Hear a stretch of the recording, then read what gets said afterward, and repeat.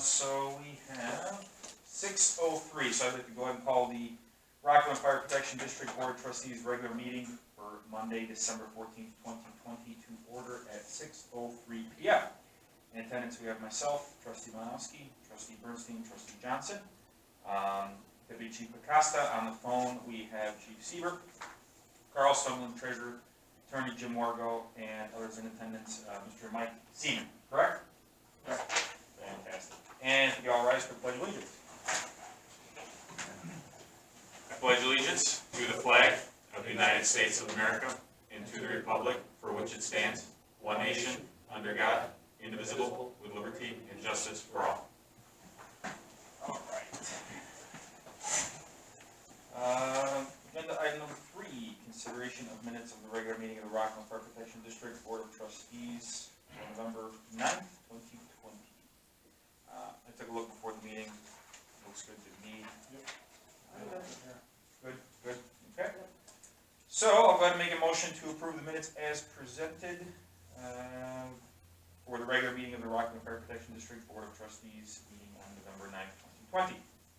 Second. All those in favor say aye. Aye. Anybody opposed? All right. Chief support. You want to go to the phone first? Or? No, I can go. All right. You guys all have a report in front of you. November was relatively slow for us. 2 EMS calls, 6 calls total for service. And the times are on the back. There was one on the 2nd of November. It was an EMS call. The call was in 46K. Libertyville wasn't available, so the call went to Lake Forest. And with the transfer, and ultimately Libertyville and Lake Forest both responded, our call, or the total response time was a little higher than normal. Mm-hmm. Fortunately, it wasn't an extreme call or anything like that. So, but I just wanted to point that out. I talked to Chief Siebert and Deputy Chief Cronin about that, and that's what we're ultimately trying to work with dispatch with the call transfers. That's why we're working on this consolidated dispatch so vigorously, just because there is a minute or two that we lose in the call transfer sometimes. And of course, you could have 100 good calls, and one of them could be, one of those that stand out. So I just wanted to explain that one to you before you asked me that. So Appreciate that. Appreciate your proactive approach. So it's been a long time, man. We in for 1 minute. yeah, She's almost over 4 or whatever. I'm like, ooh. yeah, and I did just out of curiosity, I did do a total turnout time report for the year of, or for this year, just because between studying for protocol and just staring out my window, I had nothing else to do. Right?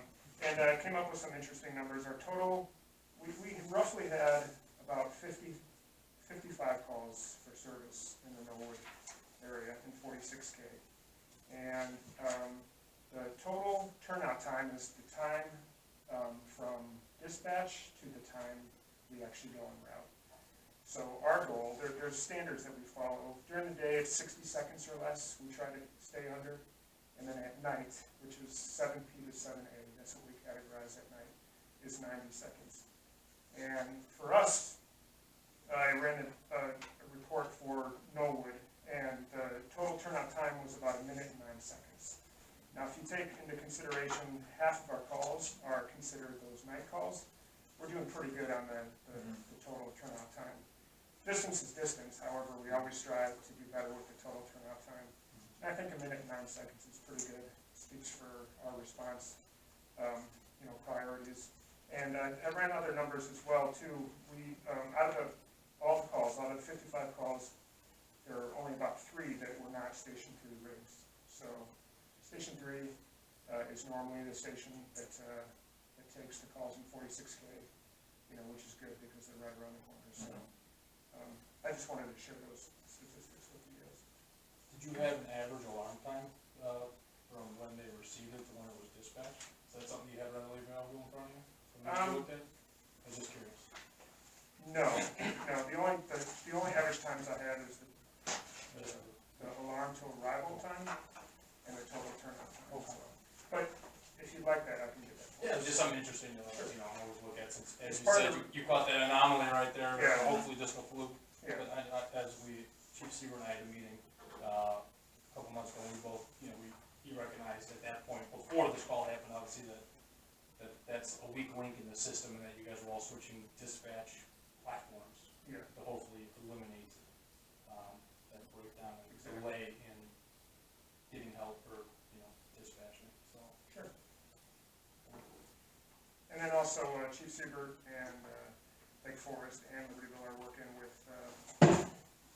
Morrison here for the Santa Parade on the 20th of December, so that should be pretty exciting. Yep. That's it on Libertyville. Okay. Chief Seaver, what you got? Right, Mike was a little garbled there, but I think I picked up most of what he was saying.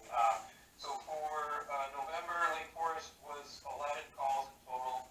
We had 7 ambulance calls, 3 500 series or service calls, and 1 good 10 call.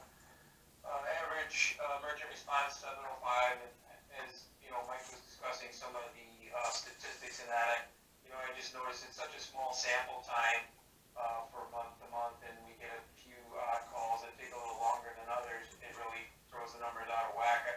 I ran a report today for a year-long total, and it was around a 648, I believe, average. So I think we're doing really well there. As he touched on a little bit of the dispatch, we're trying to always clean that up, always make that, improve that, our communication between dispatch centers. And we are getting ready here probably within the next month or so to get the U.S. digital system that Libertyville and others use off country site dispatch, where it's a voice-over dispatch. So that's going to hopefully improve our out of the shoot times where we response times where dispatch can hit that the auto populate for the call, and then it's computerized dispatch while they can talk to the caller and gain that information. So I think that will only serve to improve our response times and our out of the gate times. Also there, just kind of under notable news, I put our new battalion 42 vehicles finally put in service with some of the COVID restraints here. We've had issues with our light installer, and it took over 10 weeks, but we have a nice 4-door GMC pickup truck that can serve as a mobile command center. It can be our first in on all fire alarms, car accidents, structure fires. It's really nice. It has 3 radios, and it can be a really good mobile command center for multiple people to work off of. And as always, it has some first responding medical equipment, so if our battalion's out on the road, they can respond on that ambulance call with an AED and some ALS supplies. But other than that, I didn't have anything of note to report. Just looking at our year-to-date calls, looks like we're going to be just a shade under 200. And when I look at Libertyville, I think total call volume for the whole district of Rockland, probably 250 would be where we're going to end up this year, unless we have a gangbuster end of December. Yeah, hopefully December stays pretty quiet and, Santa doesn't Yeah. cause any fires.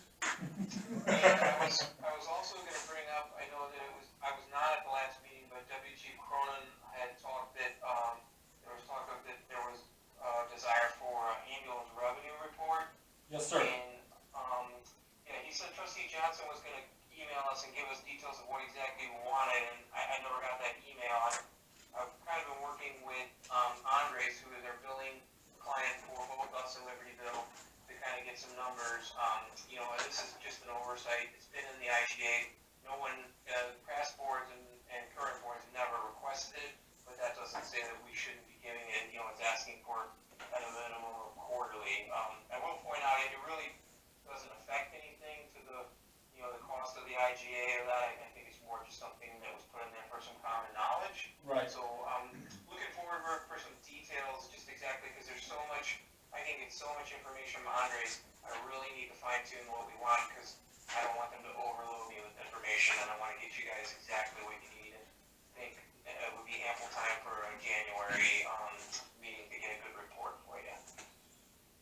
For sure, Chief. Yeah, I sent that out. I'm not sure whether it went out. I'll check it again when I get home in front of the computer, because I sent it to you, Chief Karani. I believe I CC'd Carl as well on it. So I will check that one more time, because I sent out 2 emails today that didn't go out until I logged back in. So maybe I'm clicking out too quick.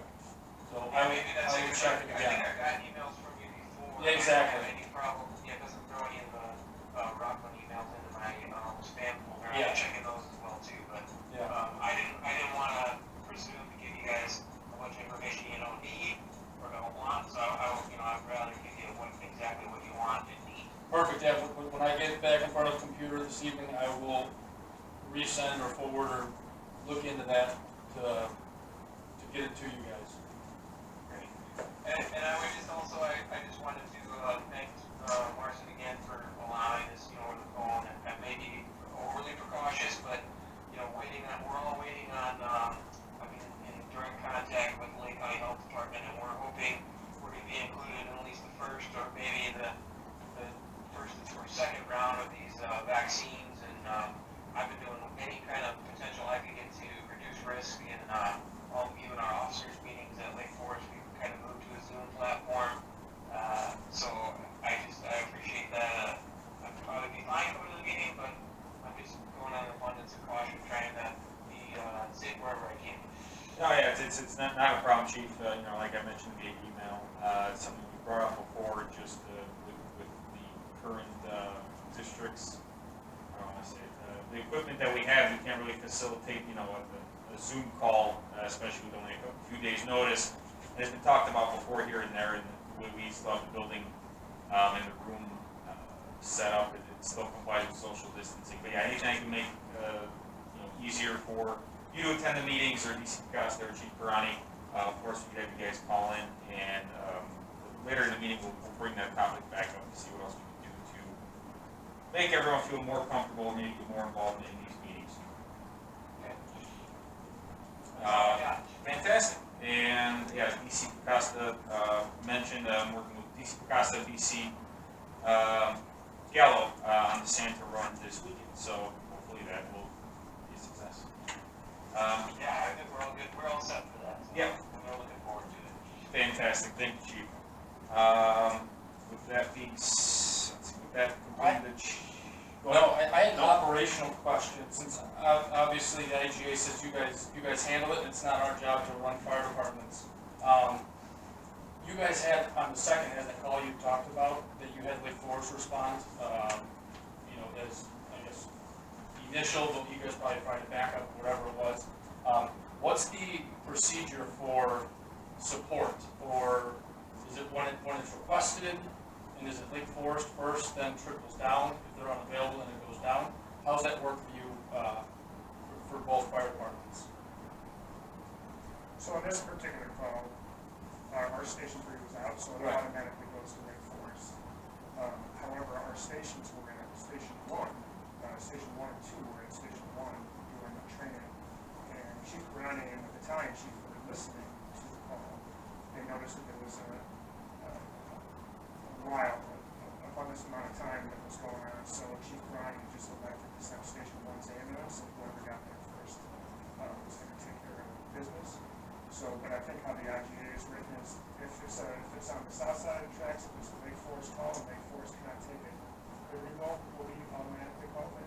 And then the other way around, if it's on the north side of the tracks, we back up each other, in case if primary responding resource isn't available at that time. How about for when help is needed? Your ambulance gets there, and 3 guys aren't enough, right? You need, send me an engine, Yes. send somebody, right? So as a matter of fact, that did happen, and we thought Lake Forest, we were on a rescue call, and we needed manpower for this patient movement.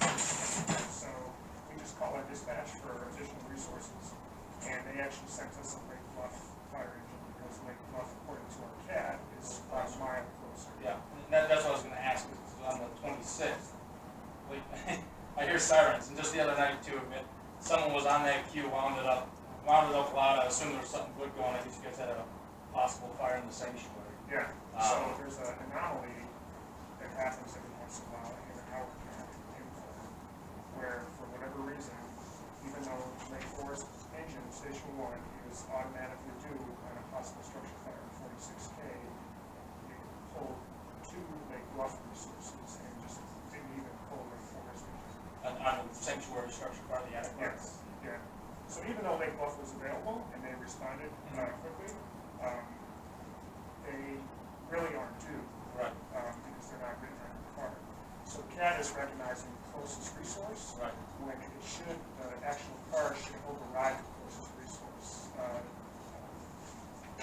So that's a Request. dispatching error, is what you're saying, on whatever the way the CAD system's working? It's not a dispatching error, it's a programming error. Okay. Because when we ran it several times since then, and it pulls Lake Forest all the time. Interesting. So we can't figure it out. Our dispatch, I was on the phone with Lake Bluff PD, I was on the phone with, talked to Pete a little bit, and I talked to our dispatch quite, for a few times regarding that sanctuary call we were talking about, and we cannot recreate it.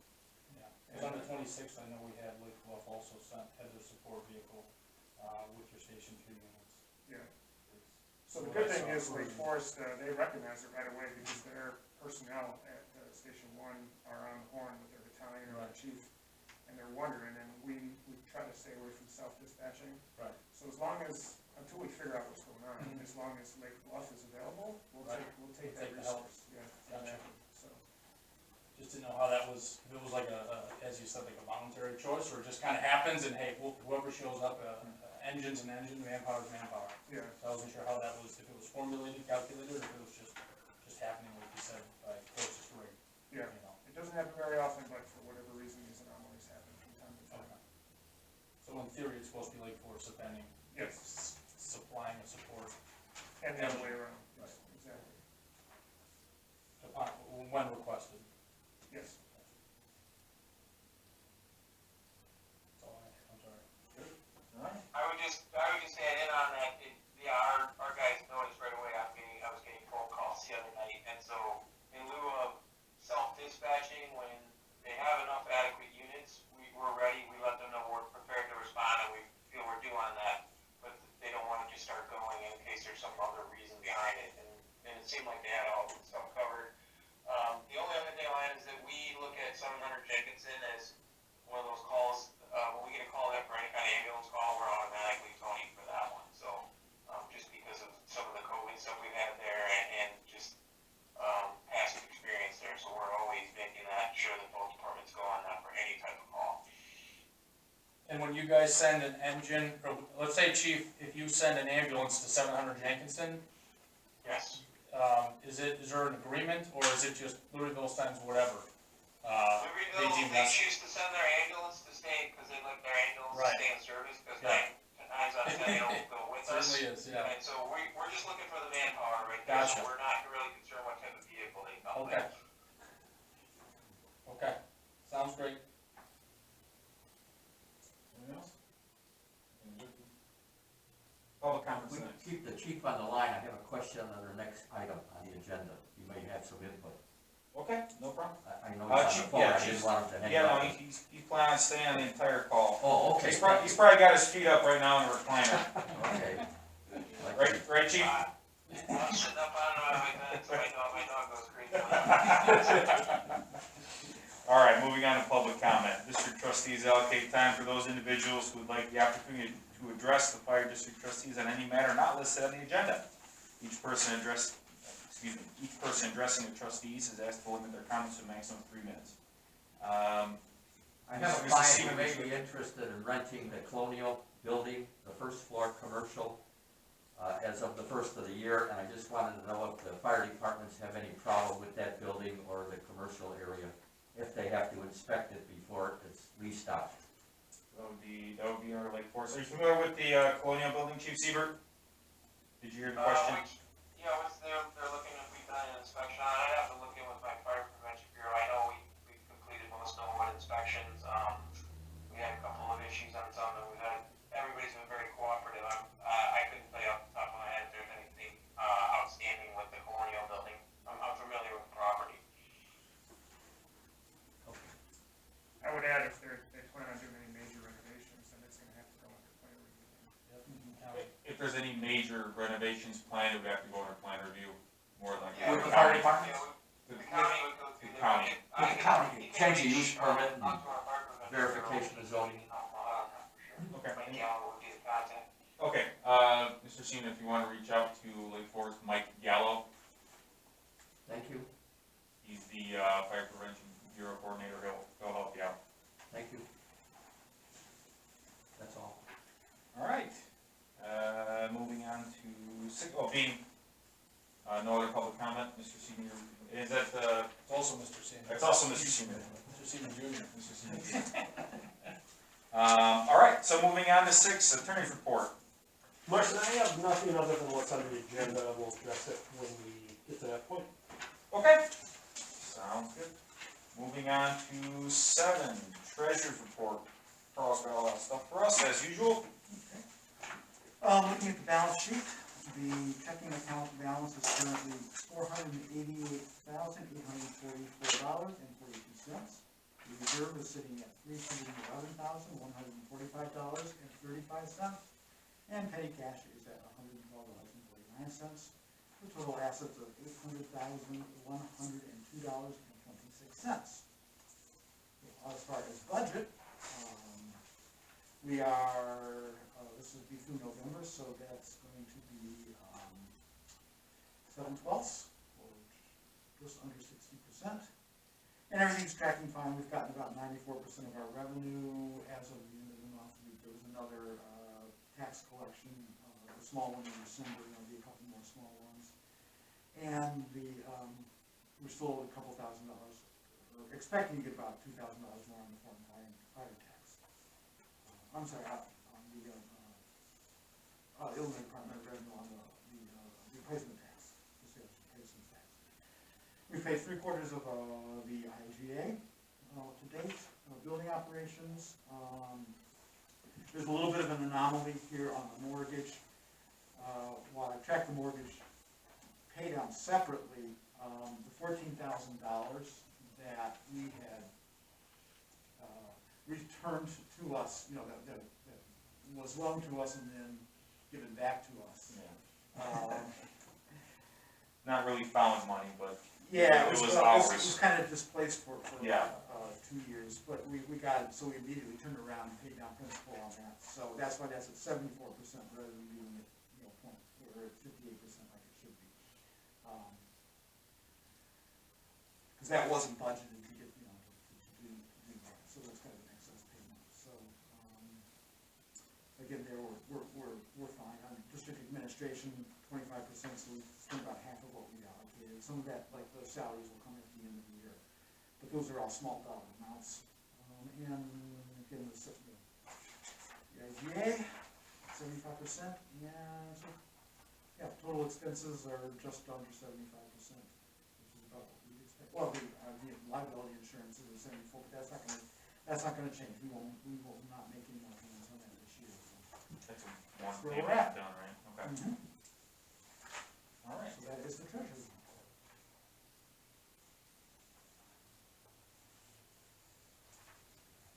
Make a motion to approve the report, let us review the numbers. Sure. Yeah, we just need the numbers on when we do the invoices, so I'm okay on, All right. You're okay on this one? Yeah, as read then, All right. as presented. as presented. I'll second. Roll call vote. Trustee Johnson? Yes. Trustee Bernstein? Yes. Trustee Malinowski, yes. Passes. And outstanding invoices. Okay. Agenda. On the text to approve report, water service, $21, $7,500 for the regular mortgage payment, $25,000 for the second of the 2 pay downs we wanted to make. Gas was $118. That excess mortgage refund applied to principal, $14,207. Electric, $337, phone and internet, $185, and then legal bill, $952, for a total of $48,322.93. Okay. I'd like to make a motion to approve the outstanding invoices in the amount of $48,322.93. Second. And roll call vote. Trustee Johnson? Yes. Trustee Bernstein? Yes. Trustee Malinowski, yes. And going on to number 9. Consideration of ordinance, Go ahead. I was just Finish gonna up. read it. Consideration of ordinance 2020-02 levying and assessing 2020 taxes, discussion and action. So tonight we have on the agenda the levy ordinance for the 2020 tax year. So we will, the board adopts a levy ordinance that we provide to the county, and the county will extend those taxes to property throughout the district, and that's how we collect our property taxes. So once this is approved, we will file it with the Lake County Clerk's office. Now, I want to ask a question, due to COVID, now, I know I had Beach Park filed, is there would any of you guys have any time, because their hours are a little off, and I'm a little concerned about coming up, but I understand that hours might be from 9 to noon. I know you guys have probably never filed anything over there, have you? Okay. I know we might have somebody, one of our clerks might be coming up here this, next week. So I could, I could have her, obviously we have several clients that are, we're filing the levy. Some counties, like Cook, they're only taking electronic filing. It's like DuPage, no electronic, you have to go in, and it seems like, as far as I understand, Lake County is still taking them in person. So we will get that done once we get a copy. So the total levy is $703,851.25. As we mentioned last month, this is approximately a 4.99% increase over last year's total extension. So we expect to get at least 2.3, probably somewhere above 2.3, and that's what the property tax cap laws will cap us at, 2.3% increase plus any new construction. So Yes, we'll probably end up around 685 to 690, somewhere around in there, in our extension, we'll actually get. So we just want to make sure that we're levying enough that we catch all of everything that we're entitled to, because this is the only revenues that the district receives, so I have to be careful. Whereas you have villages and so forth that will keep their tax levies steady each year, because they have other sources of tax revenues and so forth. So it's a little more difficult on fire districts, park districts, and so forth. This is our one shot that we get. So we want to make sure that we get everything that we can get to fund operations. Okay. Any questions? Any questions? No? Okay. So, to mess this up, Jim, I know you're gonna correct me.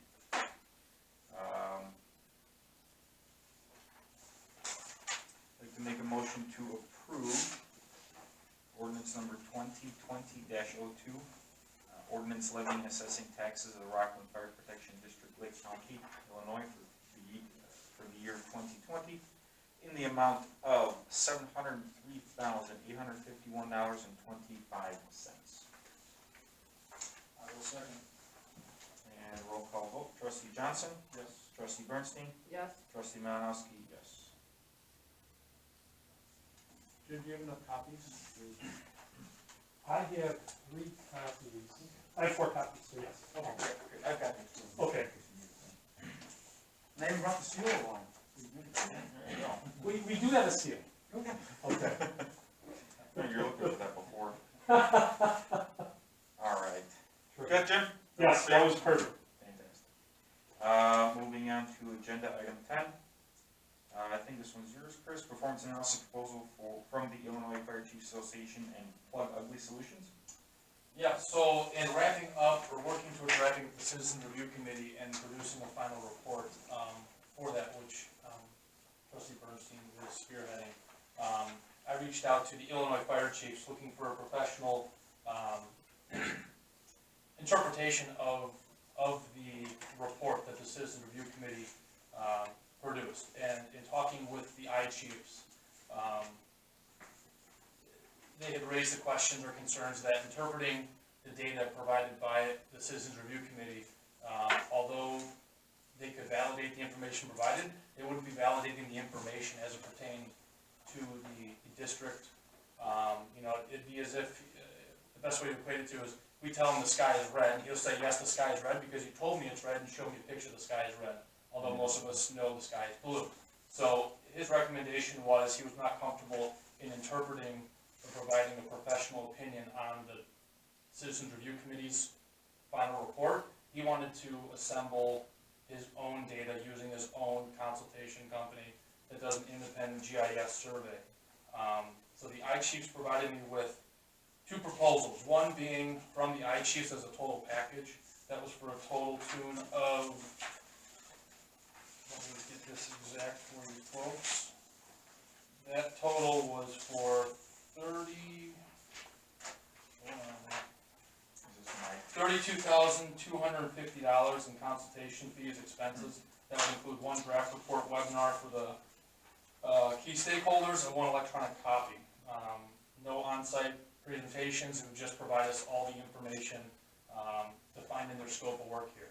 He also said it's unusual for them to provide it, but their subcontractor they use to provide the GIS data is Ugly Plug Solutions. He said that they would do the same, that they could provide us just the analytics of it, the information, the raw data, without interpretation from the I-Chiefs. And that number for them to do just the information. And this is going through 2 years before the IGA and then post-IGA year from inception to date. And their total was $21,500. In talking with Carl, both these expenses are substantial and require a change, a 2-month change to our budget item. I don't know if it's what we're truly looking for at the end of the day. I was trying to find a professional organization. There's nothing higher than the I-Chiefs, the Illinois Fire Chiefs Association in our state, to give us an interpretation of what, just a performance analysis is the best way to put it. So, I don't know, with that being said, we have all the data, we see all the raw facts, but it's hard for them to provide their interpretation to us, because they're not the ones compiling the data.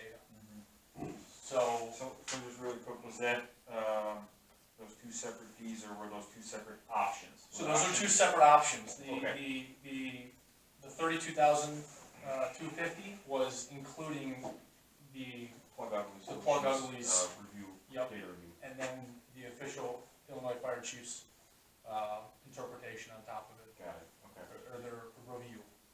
So it was just something that I had asked that I would, or said that I would explore, and I think there's further options out there that I'd like to continue to look at as we, I don't know, try to wrap up that entire process. Obviously, COVID slowed things down. Sure. But, Well, yeah, I mean, with both of those numbers, neither of those make me wanna jump out of my seat, so yeah, let's do it.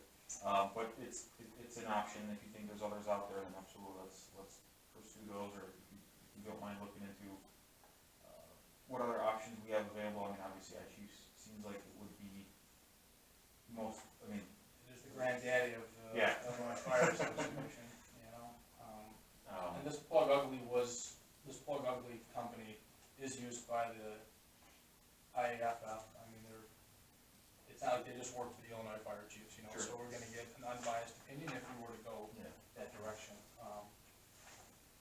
But again, I think they're farming the data that we already have. We had a report from Lakes Consulting Group that provided an analysis pre-IGA, and I would be interested in reaching out to them to see if they'd be interested in providing an analysis post-IGA, just for a comparison standpoint. Again, the community spoke and put together, or you guys endorsed and put together a community group to review the whole process and check it out, and ultimately publish something for all the residents to see. And I'd like to see something come of that. So someone can have something tangible to look at. Absolutely. And at the end of the day, we have a 20-year contract, and these guys are coming to our houses and protecting us and saving our loved ones, and we appreciate them for it, so.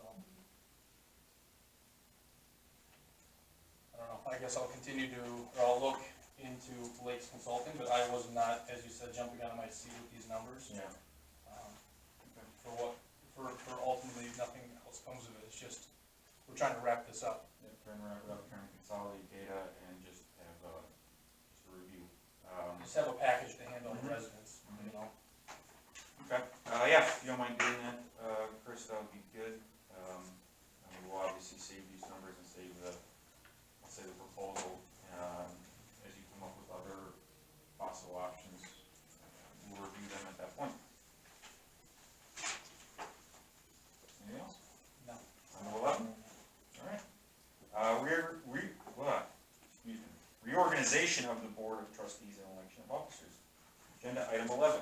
So under the Fire District Act, anytime there's a Hand it new, over to you, Jim, you just take over. Go when ahead. there's a new board member appointed, we need to reorganize the board.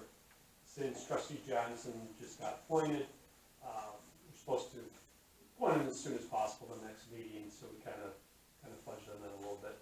But, and then I recalled that we need to reorganize, so I let him know to put this on the agenda. So for the district, you have three offices. You have the president, you have the secretary, and the treasurer. You are allowed to have a treasurer that's not a member of the board of trustees, and that is Carl. So somebody needs to make a motion to, I don't know how you want to do this. If you want to keep it the same, you can do that. This will pretty much say, or whatever the decision is, or if you want to keep it as is, it would be in effect until the election, or the Yes. election of the. Until May, replacement trustees of May. and then when May comes along in the first board meeting. Do it all over again. Do it again. So, and I know, and I talked to Marcy beforehand, I don't, it's up to you how you wanna do it. Some places might just make a motion to keep the board as is.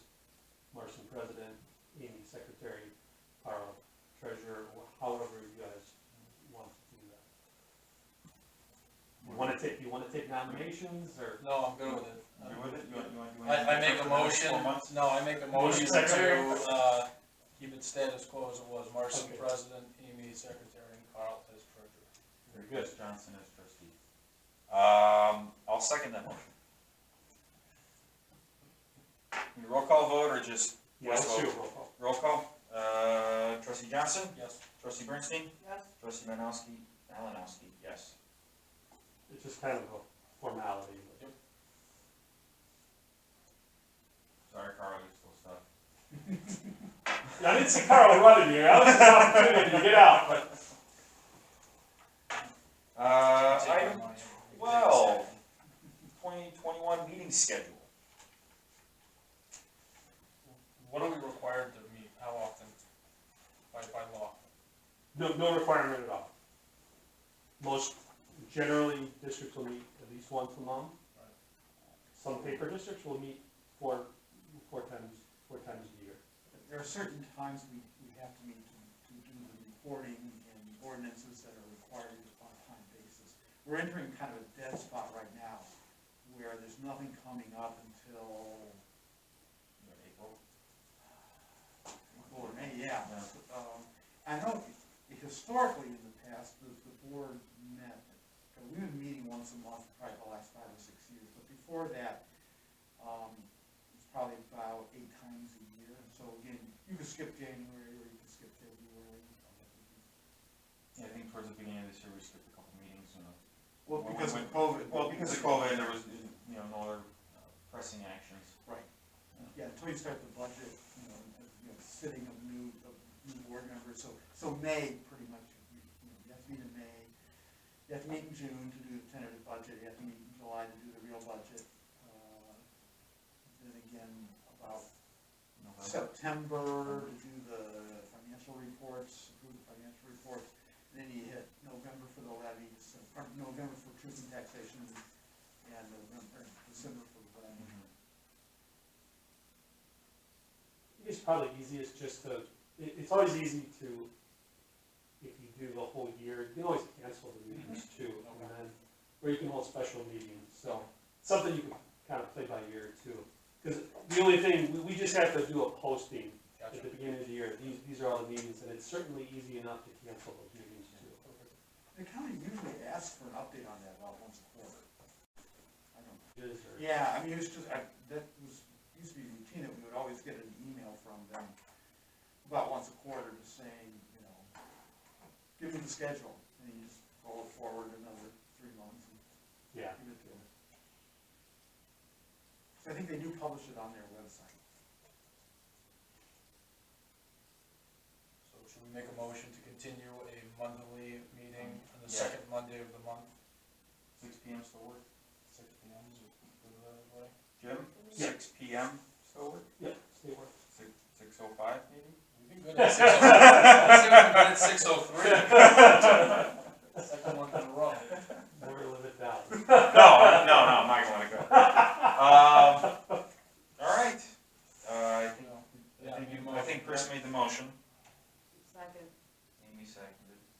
We'll just do a voice vote, all those in favor say aye. Aye. Anybody opposed? Just check the camera here 1 second.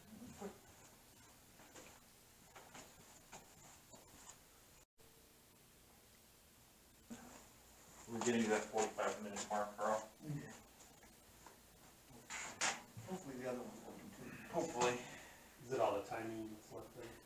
Yeah, well, no, that one only does 45 minutes because it's technically a camera, not a camcorder. Right, because there's a tax on camcorders, an import tax, so they call them cameras. We only had a budget for better equipment. We do have better, the old one was actually a better piece of equipment. But it doesn't have a remote control, except it does have a remote control app, but Yeah. we were having trouble with it. It's okay. We're done at sea sometimes works. We're done, seems good. Item 13, IGA state Medicare funding ambulance building. We touched on that. Yeah, we touched on it briefly. What I will do is make sure that email gets sent out to both chiefs at Lake Forest and Libertyville, so they have it, but mostly we are looking for, per the IGA stated, I think that was section 4B through D, stating that they provide a report saying money's collected, percentage collected of revenues for our district, you know, kind of both of them. Billed at the same rate, they match, so, that's good. And so I will send an email out and hopefully we get that report, you know, next month or whatever comes. I mean, I imagine we'll get, probably 2020, would be my guess at that point. Yeah. Or thereabouts. A year. Is that possible, Chief Seibert? I don't know how it works on your end. Is doing a full year? I'll need to look into that, because you guys are referring to the GEMT, correct, the Ground Emergency Medical Transport Funding? Correct. Yeah, so, I know Libertyville's a year behind us on that, they didn't put in right away. And we are looking at some possibilities with ambulance billing. I know part of our IGA is to notify you guys of any changes in ambulance billing. I can tell you right now, and I know for a fact, we put in for a slight increase in our current fees, but those don't go in effect till May 1 of 2021. But we are also exploring options to a GMT type rate. It's so new right now, and it's still unfolded. There's so many variances between what our rate would be in Libertyville, but there is some kind of a few hoops to jump through to try to come up with something that we could become kind of a agreed upon rate or something that would work for the whole district. So as far as the reporting, some of that is slow to come in on. You know, we're just getting checks, you know, from a couple of quarters back, and it's not been a great deal of money for us as it stands now. But I don't think there's any need for you guys to have an IGA if that's what you're looking at. Just us as the transporting agencies are the only ones that need to fill out all that paperwork, which we are doing. Right. Yeah, we talked about that last month, Chief, that Jim had made reference that this board, this district did not have to file that state Medicaid. That was you guys being the providers. And so, yeah, we're looking for, not only, obviously you'll let us know what the rate changes for that, but also per the IGA, it stated that we were going to get no less than a quarterly report stating you know, we billed your residents' insurance, let's make this up, or, you know, 500,000 will be only collected 350.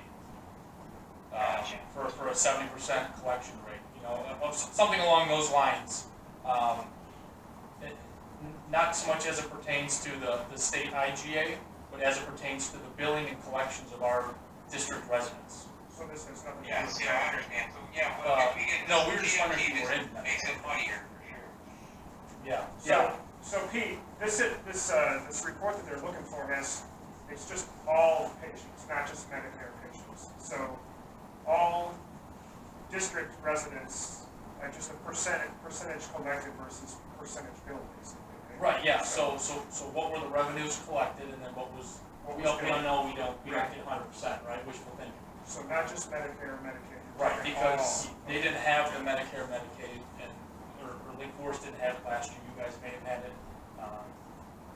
I think we have a couple topics here together, but I think from the last meeting and doing the minutes, we talked about, Trustee Johnson had asked about the GMT program, which a number of our clients are participating in. So just so I'm clear, so right now, Lake Forest and Libertyville are not doing GMT, or We're starting in January. you're starting in January? And Chief, we started a year prior to that, so and everything is, you had to get in before a certain time so that you could qualify. So we are both in, we're just at different levels. And the way that all these things are figured out, I don't want to get too deep in the weeds here, but the way that we figure everything out is vastly different from department to department and district to district. So I don't know where this is all going, and we're kind of hesitant to change our billing format to this GMT structure. Everything I've heard on it, this is based on a system used in Florida, so take it that with a grain of salt. But I think all the experts are saying that this will be something that they look at for the next couple of years and then come up with an area average. So we're hesitant to change everything on this, and I know you guys are looking more in the big picture for just billing statistics on what we bill and what we collect. And this will be a part of it, but it's just going to be an option, and it will confuse it a little bit, but we will just do the best we can to give you guys the best amount of data and the most accurate data to you. So Chief Siebert, and what we're noticing with some of our clients, I notice a big disparity in what the numbers are coming out. And, you know, it's ranging from $1,600 to $4,000 for, Yes. for the, is that, okay, yeah, I understood. Yes, I know for a fact that Fox Lake, I think, came up with their rate at 1,600. I know Countryside Fire Protection District was very close to us, about 2,400. I believe ours was right around 2,300, and Libertyville's came in, close to 4,000. So it depends on how it's figured. There's a lot of variances on your tax base, on the amount of employees you have. So I don't think the state, anything that's run by the state and the federal government here, it's unfortunately, to me, it's just very confusing the way the whole thing runs. But we opted to go in, and I think we will see some money out of it, but I don't think it's going to be the windfall that some of these bigger communities are getting.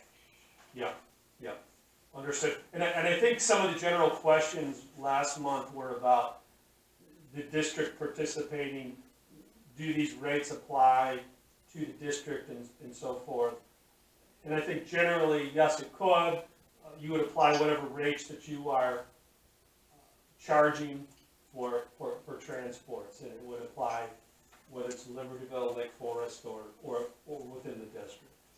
So Yeah, they're going to be treated the same as a resident of Lake Forest or Libertyville. It's just depending on how we file that with the GMT folks, is that that they would count as a resident. So again, like I said, we could spend the whole meeting on just I've spent hours and hours on working on this GMT stuff, and it is very confusing at best. yeah, I agree with you, Chief. So, and then the other part of the question, which you've already addressed, Chief, was I think just about the billing, the past history on the billing that Andres could take care of. I think they could put together a report probably, so that Trustee Johnson's question about what's been billed and collected and so forth, probably just to get an idea of how that's working.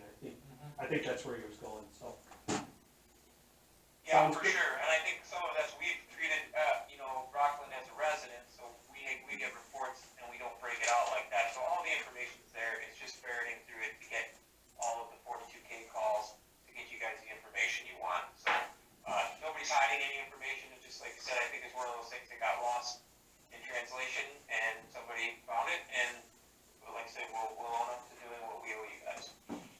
Sounds good. Thank you, chief. All right, good on that one, Chris?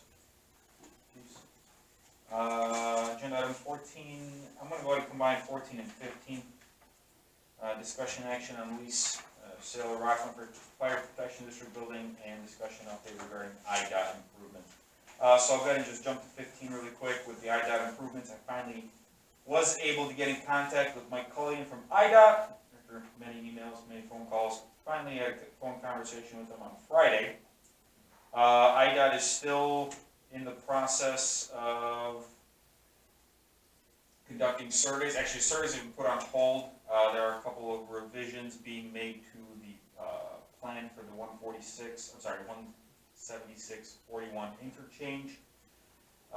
So the surveys have been put on hold until those revisions are reviewed and are approved and are amended. But regardless, the building is still, IDOT's still coming for the building, the long and short of it. It's just the whole survey and then the offer and everything else subsequent to that has been further delayed. It didn't get written out of the. It didn't get written out of any revisions, no. They're still coming for it, long and short. You're taking additional buildings, or? Potentially, yes. That was what was brought up, is that potentially maybe taking additional buildings. That plan and review is in process. The timeline right now for the surveyors to come out again, not again, but to come out, period, is obviously going into 2021, and that was April, May. So pretty much a year behind their previous estimate. Trying to think if there's anything else that Mike mentioned that's really anything pertinent. I will follow up with them again at the beginning of January when they have more information as far as what the revisions, are going to be.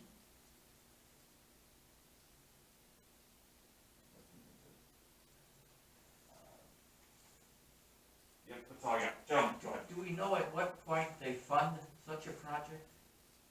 So, the funding, from what I'm aware of, the money was put aside or approved. Beginning this year, end of last year. In the last year. In the last year. They actually did allocate the funds for the acquisition of the property. Yep. So that was done, as far as,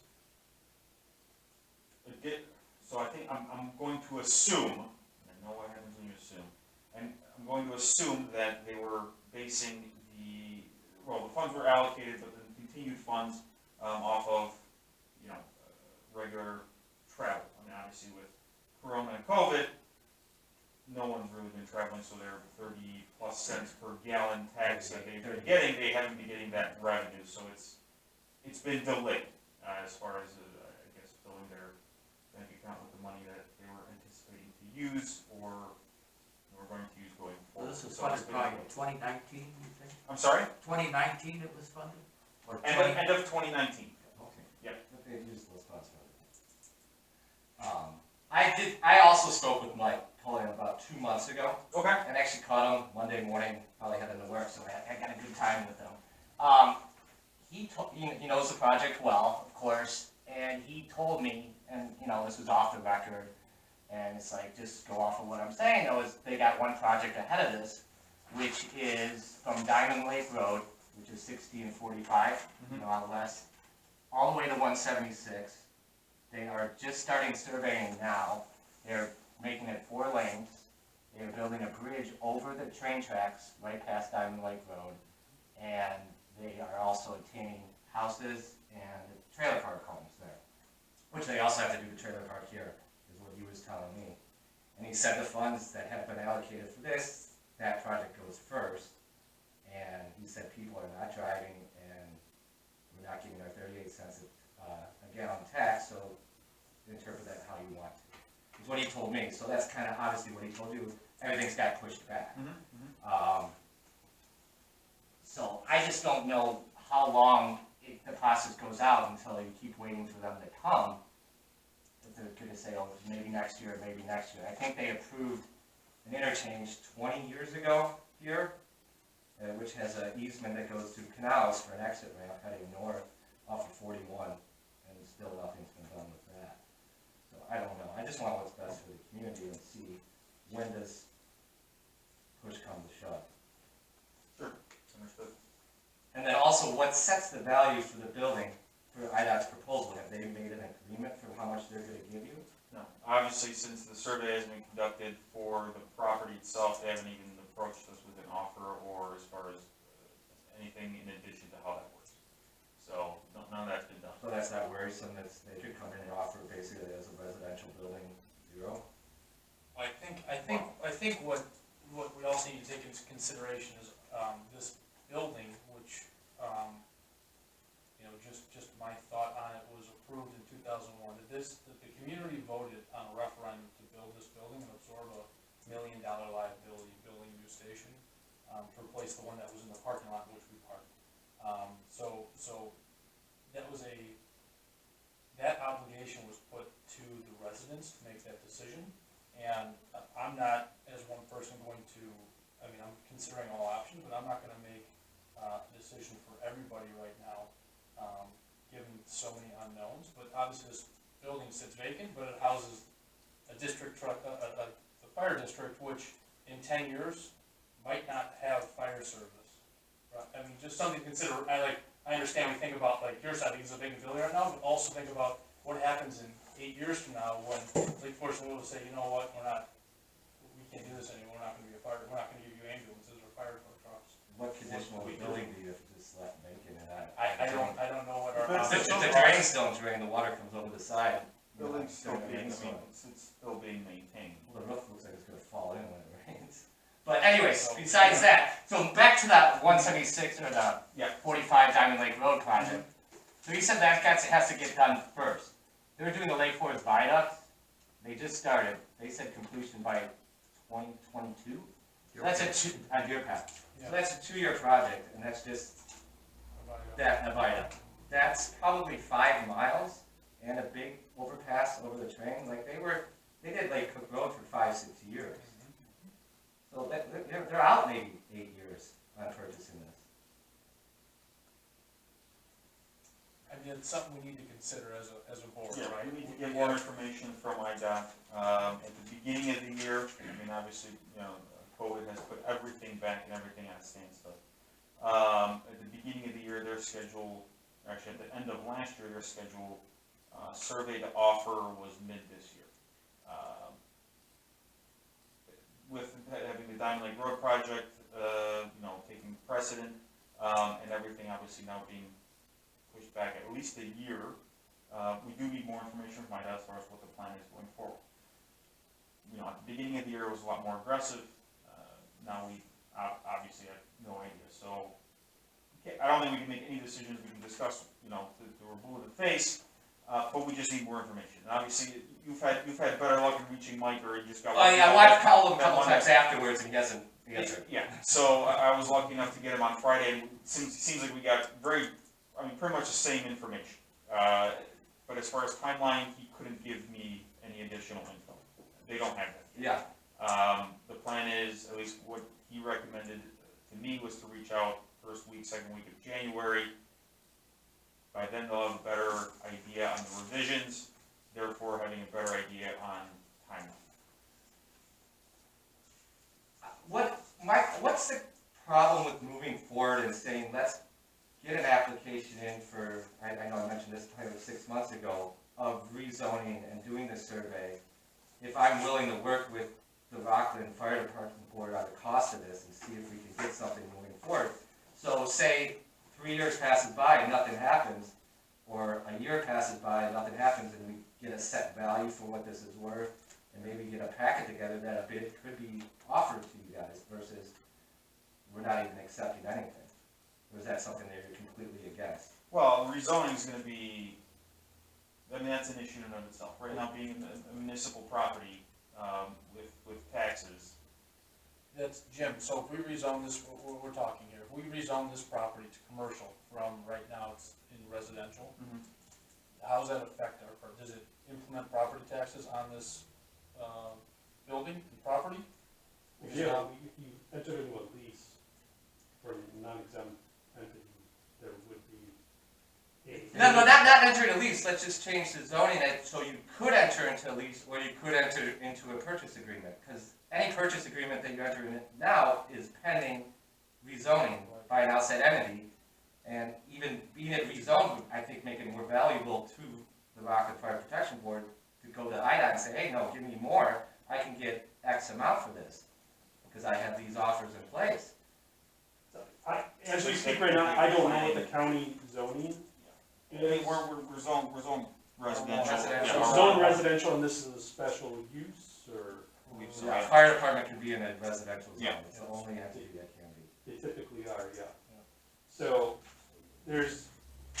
I don't know how it would work with, we go in and we ask for a zoning change when we're currently zoned for a fire station. That's a conversation that typically what you do is you meet with the building department here, we're talking with the county, and staff can kind of give some, answer some preliminary questions. But that would take sitting down and finding that out. I don't know what the downsides or upsides if you can even, even If you do get it. it done. I'll call county and find out. Just ask those questions. Mr. Johnson, was your question, would you have to pay taxes if it's rezoned? So my question was, what tax implications do we enter as a district if we're not? They look at the use, Right. no matter what the zoning is. There's Right. plenty of farmland in the county with industrial zoning, but it's assessed because it's farm use. But we get So, not, we pay get no not taxes exit now, exemption. if you pay any taxes. So it wouldn't What's change that? the tax. With taxes. The non-homestead exemption, Mhm. which I just filled out the paperwork. That each year I have to send a certification to the county, and that makes, they waive the property tax because. Yeah, so currently we're exempt, but just like Mr. Siemens said, just zoning change isn't going to change the tax bill. It's gonna be who owns it, or if you enter into a lease, that would create a leasehold, there could be property taxes on that. And occasionally, it doesn't happen a lot, but sometimes you have a governmental building, you have extra space, and you rent it out, to an entity. That lease in itself would be, taxable, considering if this is, let's say, a construction company, there would be a property taxes associated with that, but any lease that was entered into would generally require them to pay it. And I think Lake County do this, but, Mr. Seaman, you could correct me, that there would be a leasehold PIN that would be issued regarding the leasehold. I And agree those- with you. Yeah, those property taxes would be paid by the entity. So maybe, if you guys want to, I would suggest, Marcian, if you wanted to reach out to the county. Yeah, and- I'll go ahead and do that. Because from my understanding prior to having this conversation right now, I didn't think it was possible up until a new owner or lessee took over. But with the information he's providing, yeah, I'll go ahead and reach out to the county, see what pros and cons are from us, staying as R1 or going into commercial. You bring up a very valid point. If it were to be rezoned as commercial and let's say IDOT doesn't come in, or it totally just pulls the plug, more than likely a property like this zoned as commercial will be more likely.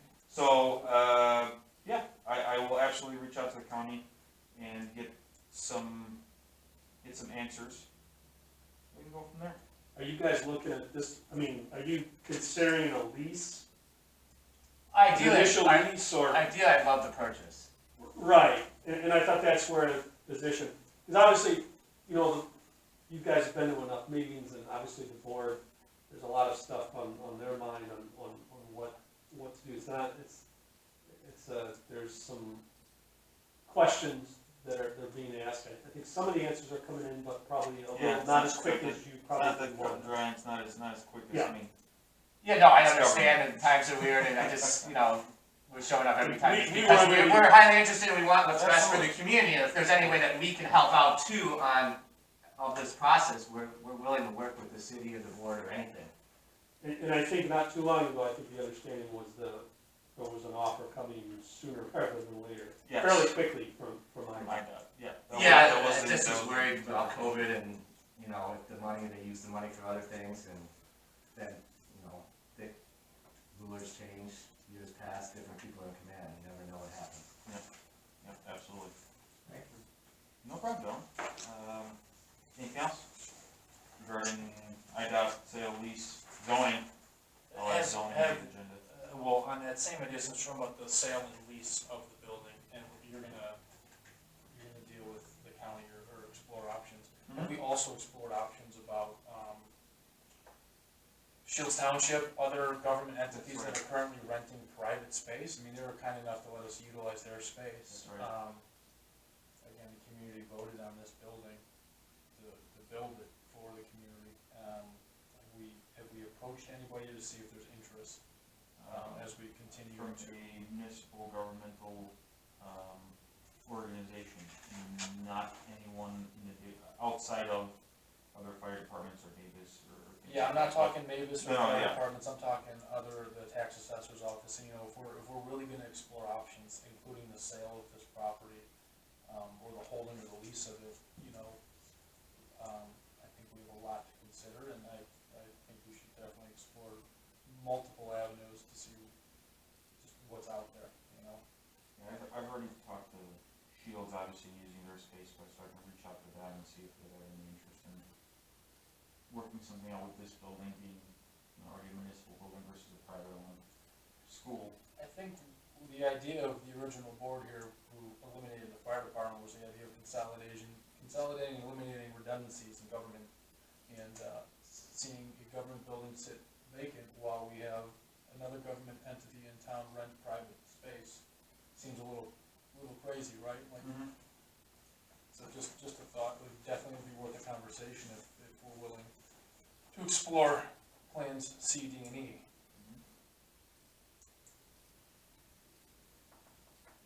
Yeah, that's a good one. Okay. Yeah, I could take that out along with, Lake County.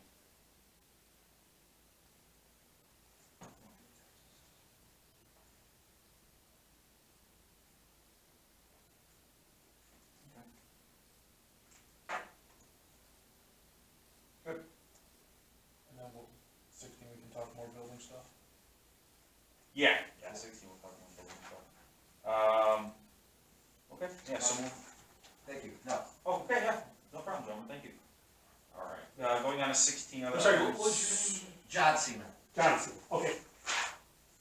Item 16, other items that may be lawfully brought before the board. So just really quick, what do we got, the petitions for, Right. for office, right? Or- Today is the first day that petitions could be filed with the local election official, that would be you, Amy. I think it's from the 14th through the 21st. Since we don't have regular office hours, I would think it might be a good idea to put a sign up on the door with contact information so people can reach out to you if somebody else wants to come along and file petitions. So I would recommend sticking something up there, that information. And that goes from today till next week, goes for a week? Yes, I think it's from the 14th to the 21st, so today was the first day. And I know there's certain things that have to be done, but Jim, you're probably the best person to advise Amy on what she needs to do, because we've never really had to, I mean, we did, but the last time, the secretary, Mr. Brown had to do it, but I know that Brian, our attorney at the time, started pushing through on what needs to be done, because I think at some point, you have to certify them and turn them over to the county, and so I think, Jim, if you could help out, that would be great. Okay, sure. I'm trying to think if I had anything else. Santa Run is this Sunday. So, if anyone has little kids or gatherings less than 10 at the end of the driveway, please wear a mask. I believe Santa's gonna have one as well. Trying to think if I have anything else via email, anything else too exciting. I got update. I think that's all I have. Chris? So we've been working on the building, making it code compliant. You know, Carl was nice enough to rehang a door, we've been cleaning up for electrical panels, emergency exits, just really getting the building back to where it was code compliant. There's certain items, as we talked about, fire extinguishers, fire alarm, backflow, elevator inspections need to happen to make sure that we're compliant and safe. Seeing as we are the authority having jurisdiction over our community, we should probably set a standard. Carl, what would your estimate be, rough cost of getting those items? I know you sent us the exact totals of what they were. I don't recall, it's not gonna be a whole heck of a lot, but one that's kind of the joker of the deck would be the elevator inspection, because I expect they'll charge us for each missed one. Right, and that was in 2016 was the last time that elevator was certified by a county inspector. No, because we had it, we did have to get a bunch of repair work done to it to get it certified, so I think it was probably 2018. Okay. It should be it. So I'm guessing we're in the ballpark of a couple $1,000. So we're fine on budget. Would, do we need to make a motion to allocate those funds, or can we just go? No, they're all, you really don't, because Okay. we have a line item specifically for doing that stuff. Is that something that we can take care of? Before our next meeting? Contact info. So just make phone calls and get it scheduled. I'm available if you need to meet them. Take a look and book the list. How about the ceiling tiles? So I've been putting them in, I found. You a bunch found of some? them. Yes, there's probably 30 of them up in the mezzanine. I was So hoping we had a box. I've been taking care of, I think there's only 2 left I gotta do, but I gotta cut our sprinkler heads up in the, old fitness room, so, that should be good to go there. I guess I should have also asked on line item 10, are we allowed to go back? Sure. Yeah, why not? So on line item 10, I made mention about this, pre-IGA analysis that was provided by Lakes Consulting Group. And I had asked for the board's, permission to go back and contact them and see if they do a post, analysis. Without knowing, I don't know what the cost was of this freehand, I had nothing to do with it. But would the board, I'd like to make a motion, I guess, for up to $5,000. Well, I don't know. I know where you're going. Do you have any other avenues or? The only other avenues I have is the plug ugly, is my Yeah. baseline right now at Do you $21,000. wanna get more information from, Lakes Consulting? If we want an official proposal or something from them to provide us an analysis for the last 18, 19 months, then I can provide that next meeting. And then we can Up to you, I know, No, it's we completely kind fine. of brought you onto the board here to spearhead this and get it done. No, it's fine by So me. if you think, Lakes Consulting Group's gonna be the one, yeah, we can make a motion to, allocate funds or approve funds not to exceed X amount. Or, if you wanna just get more information from them and then we can kind of compare, because we don't know, I mean, they could be, as opposed to $32,000, they could be $30,000. You see? Yes, it's still a savings, I know, but I think that kind of amount, I don't think we wanna blanketly. Yeah, and that's where I put the $5,000 amount out there. Don't know if Carl, you'd be the money guy, is something along those lines, that we can do. outrageous for our budget, or how that would. No, we can make that work. We've got about $12,000 in contingency that is allocated, not contingency, appropriated.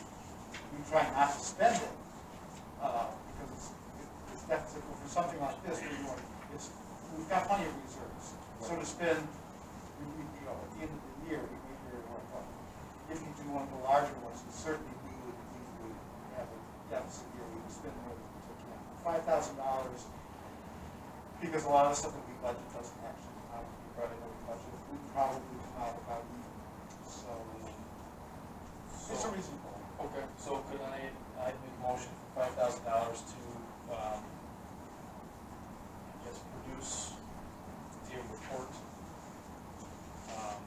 post-IGA, and if funds allowed, find a professional consultation or opinion, or interpretation of both reports. And for an amount not to exceed. Not to exceed $5,000. I'll second the motion. Now, is this with Lake? No, this isn't, This well, is general funds, but I'm going to approach Lake since they provided this one at first, and see what their numbers are, what they can do to work with us and help. Being that I have one here for $21,000 as a baseline from what I felt was the head honcho, Illinois Fire Chiefs Association for our state, so. Yeah, my only concern is the way we have it on the agenda. Yep. I don't have specifically that, but you're going to So I'll tell you what, Lakes Consulting for the, I'm going to approach Lakes Consulting Group Limited to provide, to see if they can provide us a post-IGA, so that, I 2 see- days. I see Yeah, what, So Yeah, Jim, my I see what Jim, I concern see is what that- Jim's saying, we don't have a line item for, I mean, it's, Got it. we have So here it's more or less for specifically- those so then what I can do is go ahead and furnish a proposal for next month, and then we can put it on the agenda. yeah, I think that would probably be the easiest, Yeah. and then everybody could talk about it, and you can kind of digest it. Yep. Cool. Strike the motion. Get that. No motion. All right, your 3 minutes, you made up your 3 minutes, Jim. Okay, yeah, so you're gonna reach out to Lakes, Yep. or maybe, I don't know, see if they got anyone else, or you got anyone else, or anyone else that comes through the cracks or reaches out to us. and says, Hey, we can do this. We're working on. Let's see, zoning, shields, elevator, sprinklers. Extinguishers. Extinguishers, yeah. Okay, Andy, you got anything new, fun, exciting? Pretty quiet. Back for that story. Yeah. Triple basin tie doesn't need to be worried about because it hasn't really used. Yeah, you can look at that whole list. Yeah, and there was also the issue for the gas. Gas generator, gas sensor. And the generator too, it's not right for it. Those are not life safety issues at all. Right. Good. Good? Amy, Jim? Good. Nothing else? Just need you to sign the letter. Okay, you can do that once we. All right. Yeah, I think. With that last agenda item, I will go ahead and make a motion to adjourn at 7:21 PM. Second. And all those in favor say aye. Aye. Anybody opposed?